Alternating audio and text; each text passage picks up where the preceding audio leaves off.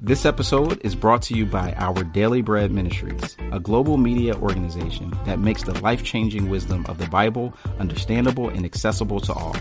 Visit whereyou'refrom.org for more information. That's whereyafrom.org. Hey friends, welcome to the Grace Enough podcast. I am your host, Amber Cullum. Each episode, I sit down with a guest to discuss their life journey and how the grace of God has impacted them along the way. After listening to today's episode, I hope you are encouraged that God can use you right now in the midst of your day-to-day life. Yes, it requires daily surrender and trust, but we must remember His grace is enough.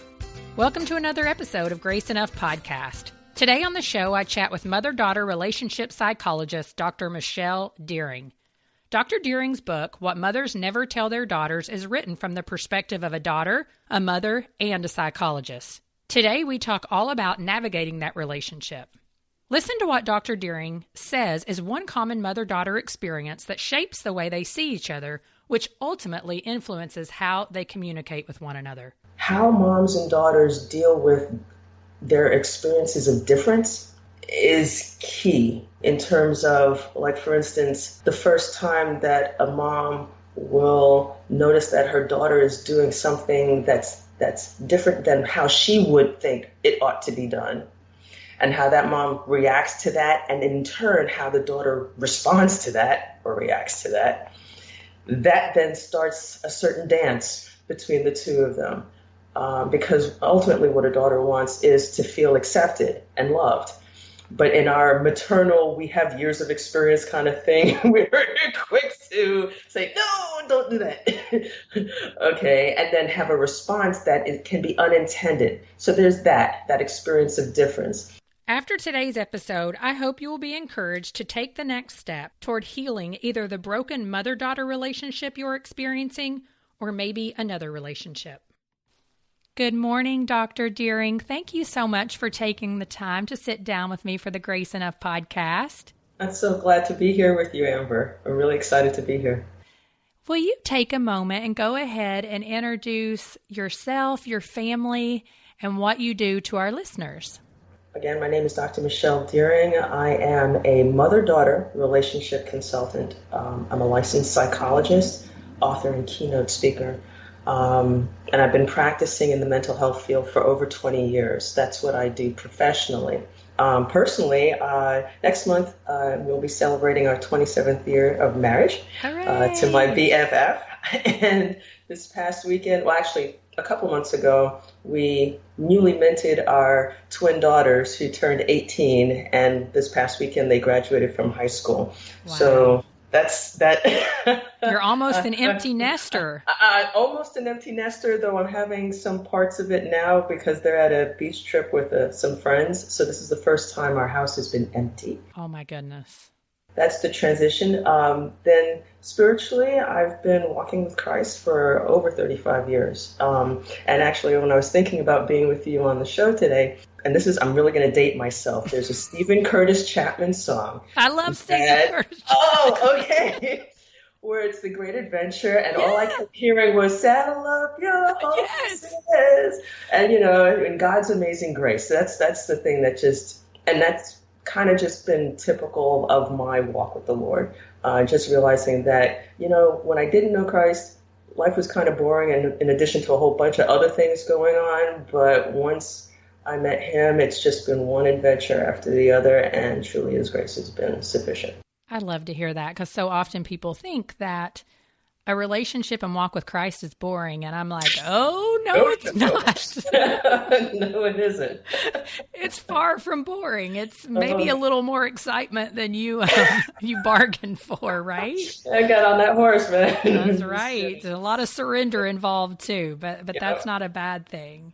Well, share with our listeners how your personal journey has impacted the work that you do with mothers and daughters. So share just a little bit of your personal journey and how that kind of leads into what you do now. Okay. I've been through a lot, just to give the thumbnail. And everyone has their story. Mine basically starts with growing up, being raised by a single mom who emigrated from Jamaica to the United States back in the Bronx, New York. So I'm a Bronx girl. And what I know of my history was that she had fled my biological dad because he was abusive to her, and then found out she was pregnant with me. So she was, yeah, it was quite a shock for her to learn that. But one of the things when I think about her is that she loved me the best she could, and that kind of worked its way out in terms of her just not being despairing, but being very determined to make ends meet, do whatever she needed to do to find work, keep food on the table, shelter over our heads. But she also had this knack for commenting on everything that I did. Mm-hmm. I call it, she was rather critical. That Jamaican upbringing. Yeah. And it kind of made me conscious of a couple of things. One, it made me conscious that effort and work, hard work, was really important, that money was really important, that my social surroundings were things to be noted, as well as my appearance, both racially and aesthetically. She was very picky about how I looked and appeared and things of that nature. And whereas that was good for me to survive growing up, it didn't do much for my self-esteem, my sense of who I was. And it left me feeling that I was not good enough, that I was defined by what I did as opposed to who I was, and that I was an extension of her because she poured everything into me in the hopes that I would be able to take her out of the poverty that we were in. So fast forward, I go off to Brown University, I graduate with I was intended to go for a medical degree, but things happened. I got saved in the middle of all of that and ended up going off to pursue a doctorate in counseling psychology. And that happened during a quiet time that I was having. Oh. And God intervened in one of those Mary moments and said, go back to grad school for psychology, to which I laughed. And then the adventure began, right? Right. Then the adventure began because I'm like, you want me to go into that godforsaken field, etc. So fast forward, I ended up getting married in the midst of all of that. We ended up finding out that we were pregnant with twin girls, and I was not a happy camper, let's put it that way. I wanted boys because I thought I was going to be a good boy mom to boys. And so when I found out I was having girls, I was not happy because I thought there's no way, given my experiences with my mom, that I could actually do any better. And I was concerned that I would mess them up. And so I can relate. So then, in the midst, while that's happening, here I am doing clinical work with mostly a college population of students and student athletes, most of whom were female. And I started noticing with the clients that I had who had eating disorders, because that was one of my specialties, that there is this thing that would always go on in therapy and what they would share with me and with their moms. And it just got me thinking about, there's something to this Freudian joke of tell me about your mother. Well, yeah, there's a lot to do with it. So we ended up moving from New Jersey to North Carolina, and I was in a cul-de-sac that had a lot of young moms. And as I'm getting to know them and they're getting to know me and they know the work I do, they would talk. And I started noticing how they would talk about their daughters compared to how they would talk about their sons. And the ways in which they would mention them or say things that were either bordering on critical or maybe just comments like words or labels that they would just say offhandedly just really started paining me. And I was like, how can I help these moms not repeat the stuff that they would bellyache to me about their moms and then see how they're interacting with their daughters? How can I help them break the cycle? Yeah. And so that's what led to writing my book, What Mothers Never Tell Their Daughters, because I wanted to, in one of my hair-pulling moments, it's like if they just only understood what I'm trying to do differently than what I experienced as a daughter, want to do differently with them. And so that's what prompted writing the book. Yeah. It's interesting to hear that too, because I know that cycle of I don't want to repeat, but then I find myself repeating. Did you find that as you were observing that in, your cul-de-sac of young moms, but that you were also doing that with your daughters? I think one of my traits is that I overanalyze myself. And so the quick answer to your question is, yeah, of course I repeated it. I'm not perfect. Right. Yeah. But I think one of the things that, again, in God's grace, he's graced me with these experiences because I have owned up to when I've done something incorrectly. I've apologized. I call myself the apologizing mom because, I'm quick to say sorry, which is something my mother never did. And so in my making mistakes, I want folks to learn from my mistakes, but I also want them to learn from the stuff that, I know psychologically and clinically from my training that backs up why it is you ought not go down this path, but let's try going down the other path. Yes, absolutely. And forgiveness does. Saying you're sorry goes such a long way. It's absolutely incredible to me. Those words just really do go a long way. And so, family relationships can be difficult. And there's such a large number of reasons that we could rattle off of why family relationships can be difficult. Personalities, your past experiences. The list just goes on and on. And so, and plus that close proximity with someone over time can even add to that. But what are some common mother-daughter experiences that shape the way that we see each other and which in turn, influences our understanding of one another? What are some of those common experiences that I know that you touch on in the book? So you don't have to give us all of them, but just, a few. Yeah, actually, this happened. I'm always thinking, as I said, I'm analyzing everything. It's pluses and minuses to it.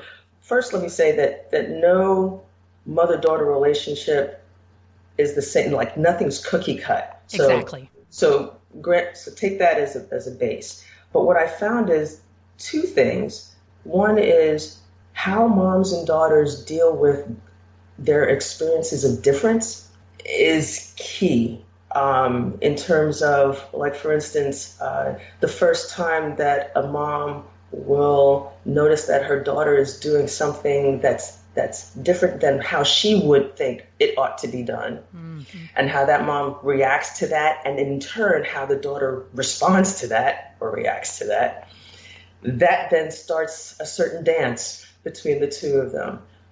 Because ultimately what a daughter wants is to feel accepted and loved. But in our maternal, we have years of experience kind of thing, we're quick to say, no, don't do that. Okay, and then have a response that it can be unintended. So there's that experience of difference. Right. And I think the other thing in terms of that's common for, and I'll just say for moms, is, our motherhood starts at the point of conception. Absolutely. And research backs this up, is that what a mother is experiencing, the circumstances around her pregnancy, before, during, and shortly thereafter, really affect the child that's been within them. Yeah. I could quote you research all over the place. I won't bore you, but just suffice it to say that impacts how then a mother will see that child. And I love the word conception because it doesn't just mean something biological. It's really about a thought that's in your mind, and that thought then gets transferred to how you feel, which then gets transferred to what you do. That's just Psych 101. Right. Okay. And there is something to be said. So, like, for instance, I'll just use myself as an example. My mom, at that point of realizing that she had me in her as a result of the seed of an abusive man, she had a choice to make. And I say this in my book, and she's told me this. Do I keep you or do I throw you in the garbage? Now, what mother thinks that? Usually you see the wonderful stories of, oh, baby, infant, ooh, coo, coo, coo. Okay, but she continued her story with me by saying, but when I saw you smile, and that moment, I knew I had to keep you. But then all the emotion that she had not fully processed or was able to process came out later on. You know what I'm saying? Yes. So that's my long-winded answer too. Yeah, so just a lot of it starts from the very, very beginning. And when you don't deal with it, any of the negative emotions, it ends up coming out in your relationship with your children. Yes. Well, I dare to say that anyone who is facing a strained relationship at all does have this desire for that relationship to be reconciled. I mean, I think that we all have those strained relationships, whether it be with your mom, with your dad, with another family member, with a dear friend, with maybe your spouse, whoever. We have that desire for it to be reconciled and healed. What are some ways that mothers and daughters can go about, air quotes, fixing that relationship? Because it is years and years. I'm so glad you said. Yeah, my air quotes. Air quotes. But, what are just some, because I do want people, I've really enjoyed your book. It's been a very good, I've been listening to it. So I was getting ready to say a good read for me, but it's been good for my ears and my thought processes.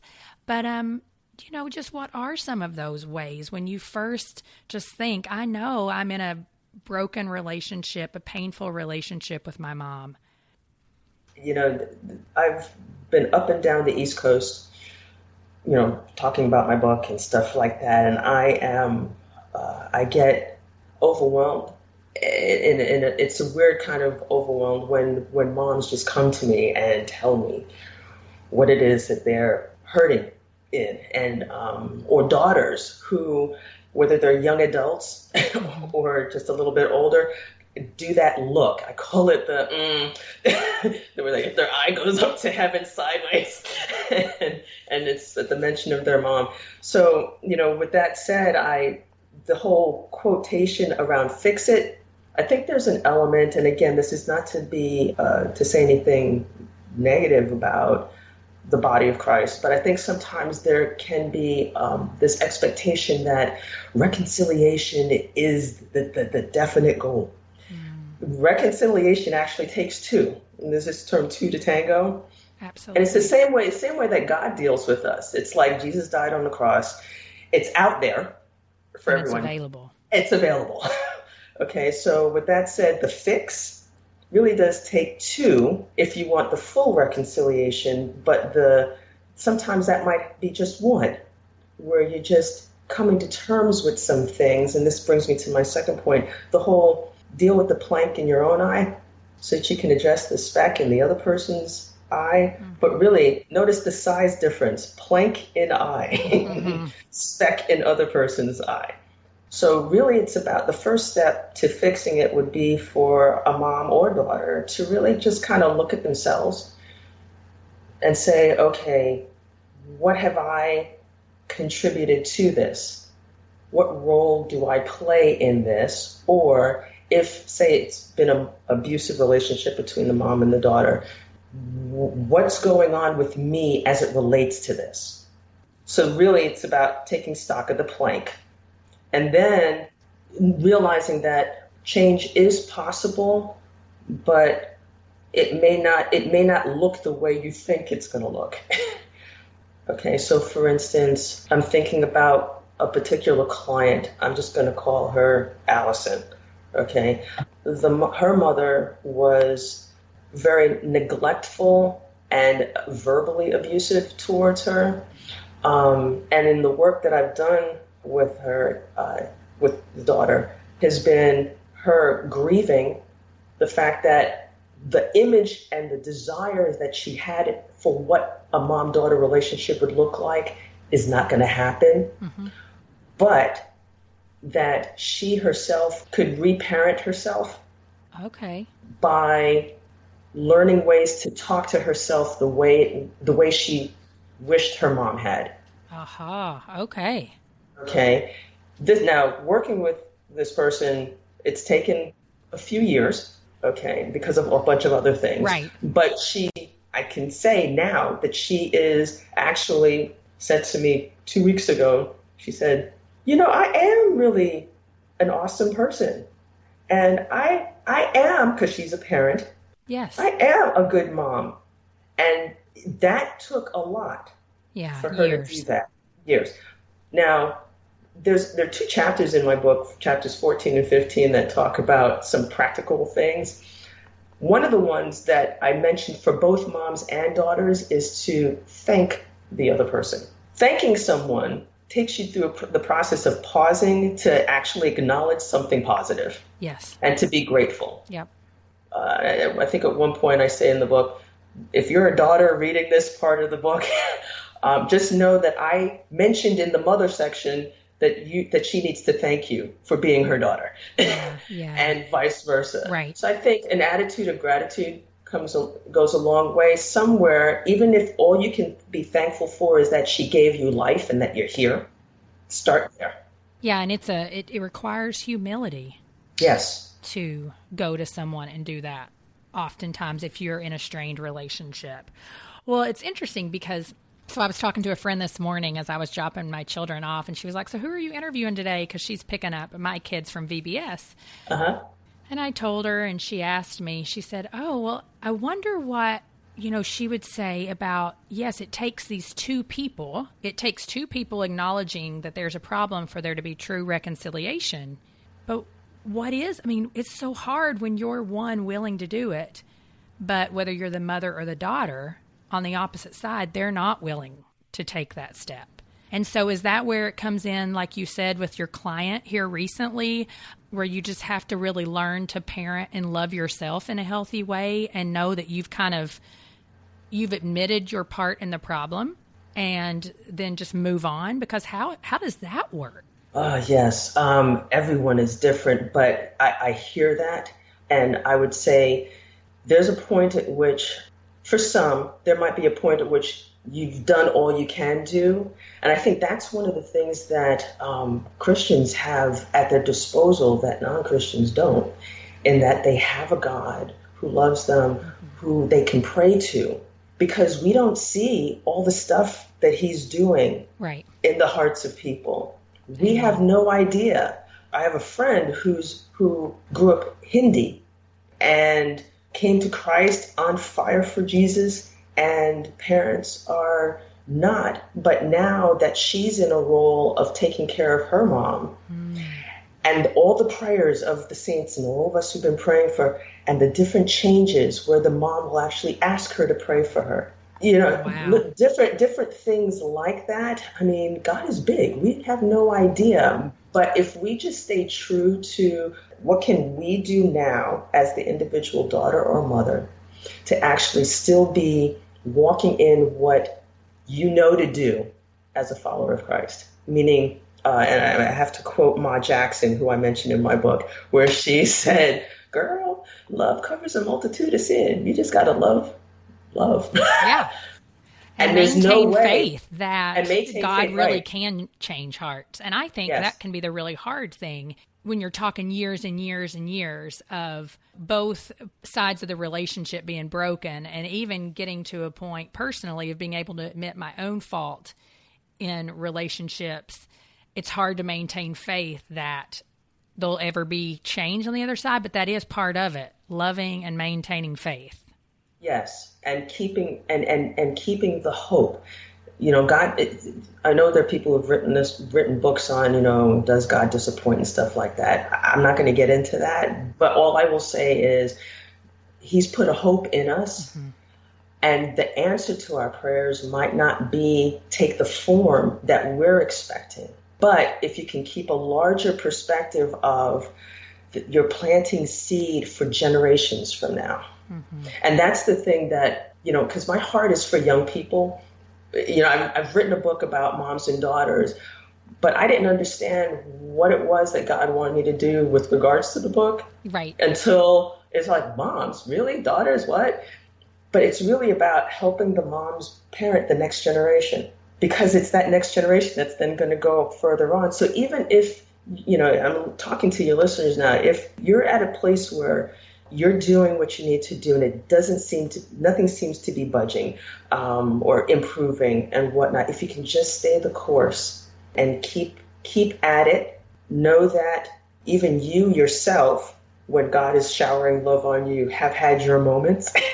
Okay, daily, daily, right.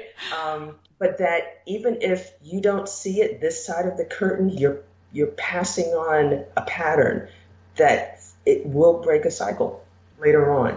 And I know that to be true personally, and even as I saw my own daughters, graduate from high school, my tears welled because of seeing how God has put certain people in my life. My girls will be the first to say I'm not a perfect mom. Yeah. No one is. I was going to say, none of us are. But when I look at, things that they've either written to me or said to me, or even the shout outs from the stage, thanks, Mom, kind of thing, there's something to be said for that. Well, and in your research and just all the work that you've done and the writing and the speaking, what is just some of the greatest benefits that you've seen to mothers and daughters being, maybe we should use a different term than reconciled, but just walking the path of healing? What are some of those benefits that you've seen, experienced personally, maybe? Yeah, two thoughts go through my head. One is, in terms of the women I've encountered, the thing that constantly keeps coming up, if I just had to put one theme through it, is that people say to me, I didn't realize. Now I see. So for me, and I'm just going to clump that under the term more clarity, you can have all the tools given to you, but if you don't understand what you're supposed to do with it or how it's going to apply, then you're kind of just fumbling around without direction. So that clarity, I think, is something that people have gotten, and that's so important. It says in the word, get wisdom, though it costs all you have, get understanding. There's something to be said about understanding what's going on with yourself and really getting honest with it. And that takes a lot of courage.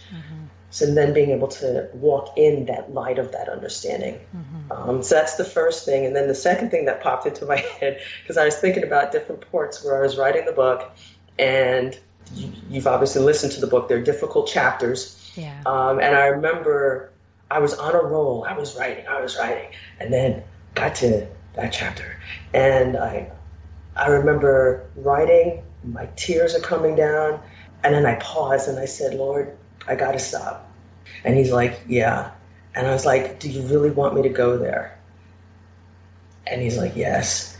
And all I kept thinking about was, not that I'm Christ, but, all the mothers who have a hard time going there, come with me, let's go there. Because you can make it out on the other side. And I got clarity about some things, especially with my oldest twin, who's my quieter of the two. Right. It really helped me pause more for her, and it's made a difference in this past senior year for her. Well, and that's something I've learned too, that to reconcile or begin a healing process, it takes a lot of work. And you've got to be, you got to be willing to do work. And sometimes that work's really painful. Yes. And I know, because I have friends and family members who there's just so much fear to engage in the work, that there's a lot of unresolved pain and bitterness that continues to build over years and years and years of just not going ahead, like you said, when you don't want to go there and write it down or speak it or go to counseling or whatever the next step is for you. There's a lot of bitterness that will come as a result of that. And so if you were to speak to somebody who's maybe in that place where they're right now thinking, I know that I need to take the next step towards, working out this relationship, whether it's with the person personally, because sometimes people have lost their mothers and they don't even have that choice anymore, or they've shut them completely out of their life, whatever that is. What would you say to that person who's just a little bit reluctant to take that next step and dig in? Even as you're saying that, and I know we're able to see each other. But I'm holding back the tear because that is such a painful place, and the enemy would just love for you to think that you're by yourself in it. So if there's anything that I could say is that you're not by yourself. God is near the brokenhearted. And wherever that crevice is inside your heart that you've locked up, chained up, and just put the padlock, thrown the key away, just know that God is a gentleman, and he's gently just knocking. He's not even picking up the key. He's gently just knocking and just waiting and he's patient, that you're not by yourself, that there are, and again, I'm not saying this because I'm a psychologist, but there are counselors out there, therapists, psychologists who, in the privacy of a confidential environment where no one will know anything that you say, please just get yourself paired up with someone. In that capacity, it's different than talking to your girlfriend or a friend, and avail yourself of that resource. And then even with that, it says that he's our counselor. God is our counselor. So even if you just open your heart to just talk to him about it, you might not get the answer or the next step right away, but you'll know what the next step is that you need to take. And if I could implore you, just know one tiny little step will go a long way for yourself. Because really, the burden is just so heavy, and I know it. I've seen it. I've experienced it. Just know, just that little step, you'll be relieved. It'll make so much of a difference. So please. Yeah, I mean, my encouragement would be if you keep feeling that burden, that something's got to give, just take the next step. Yes. Take it. Don't keep pushing it away and saying, oh, I don't need to do it.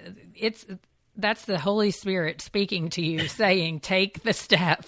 I'm going to keep nudging you in this way until you finally move forward. So that's what I would say, just because I've been there too. And so, and it does. That next step opens up the opportunity to experience some major healing. And so for someone who picks up or purchases What Mothers Never Tell Their Daughters, what can they expect from reading the book?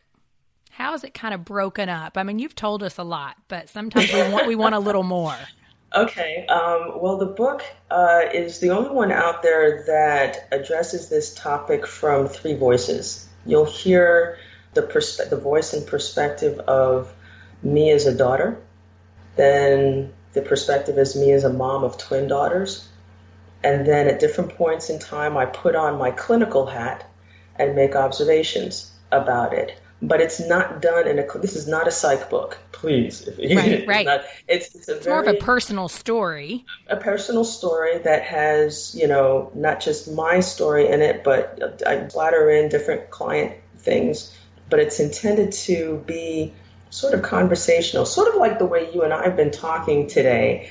Whereas if we went to Starbucks and we're just sitting down and just getting to know each other, I take them through the first part of the book, which is called the riffs section, where I take 20 years of clinical experience and I try to boil it down to three things that moms and daughters miss it on. And then the second section is the remedy section, where I kind of give, because all mother-daughter relationships are different, I kind of give them things to consider, which is part of the framework that I put forth. There are 5 things that you need to consider if you're a mom or a daughter. And then I have the reward section, which I kind of just talk about, hey, if you get to the other side, when you get to the other side, here's some things that are benefits for having gone through the process. And I actually at one point in that section said, if you have a situation where you just wanted to get some answers, chapters 14 to 15, this is good, but really go through the first part of the book. Right, exactly. Because it'll help you even more so. That's right. Yeah. Well, and the book is available on Amazon, and it's also available in an audio book, which is what I always enjoy audiobooks, particularly when they're read by the actual author. When I listen to an audiobook that's read by someone else, I'm like, no, I want to hear your voice. So you can pick those up there. But we typically end our show with a few questions. The first one being, the grace of God is something that we all experience once, we come to know Christ. But there are times in our life when we cling to that grace ever more tightly. Is there a time in your life that you can share with us where you feel you have really had to cling to God's grace? Yeah. When I was going through my doctoral program, he And I think I alluded to this earlier. I said, what, go into the field of psychology, that godforsaken field? Right. So, from the get-go, I had people telling me that they wanted me to disown my Lord as I was going through the process, and all while going to class, getting good grades. I was married, pregnant with my twin girls. I was doing the quantitative dissertation, gathering data, analyzing, writing, defending, graduating, taking my written and oral licensing exam. I look back and I go, oh, that was just God's grace, because literally, it was like he was just holding me and I was holding him, because there were days where I wasn't holding him and I knew full well right. He had to be holding me. Especially if you had newborn babies. Yes. Oh my goodness. Yes. Girl. Yes. And the whole thing. So that comes to mind. That's just God. Yes. Well, what are some areas where you feel like you need to pour out the grace that God has poured out on you to others? I feel like I don't get to this question as often with people just because of time, but I want to know. Right now, I feel like I need to pour out grace on myself more so, because, and it's weird now that our girls are about to go off to school, off to college, and we're going to be empty nesters. It's been a time of reflection where I'm sort of like, man, should we have done that? Or, man, I could have done this better, or things of that nature. And as opposed to stepping back and just looking at them and seeing, look, they have what it was that I was imperfectly able to do for them as a mom. Yeah. They seem to be doing great. When you know what I mean? And so, but I think the grace that I need to pour out for myself is to not be so hard. Yes, on yourself. On myself. And as we become empty nesters, it's just, did I do it right? Do they have all the lessons that I wanted? Things of that nature. So. Yeah. Yes, and isn't that somewhat what the enemy in our own flesh does to us? Like, causes you to question everything, when in reality they are going to make mistakes. Yes. And it's not going to be your fault. Yes. Actually, speaking of that, because I've been watching the Bible, the series, The Bible that came out. Just watching it all over again. We have Netflix, and I was just watching when Jesus went into the 40 days. Oh, yeah. And I was struck by how the enemy attacked his sense of who he is. Mm-hmm. And then he attacked, okay, who are you loyal to? Yeah. And who do you love? Yes. And so it just made me just start thinking about, okay, as you were saying, we need to realize, just back up. We did okay. Yes. Yes. No perfection here. No perfection here, Well, if you had the opportunity to sit down with your great grandkids and give them some wisdom, what's something you'd like to share with them? Oh, great grandkids. Well, first I have to figure out whether or not I want to be called Nana or Grandma or Grandmother. Hey, you got some time, girl. I got some time. Yeah, that's what I told my girls. It's like, nope, not in a rush. That's right. But the first thing there are three things. One, that it's better to obey God always. Mm-hmm. That's the first thing. 1 Samuel 15:22. Second thing would be, and I alluded to this earlier, that wisdom is supreme, therefore get wisdom. And though it cost all you have, get understanding. That's out of Proverbs. That's something that my mom actually told me. I didn't know where she got it from, actually, when she told it to me. She was like, get wisdom.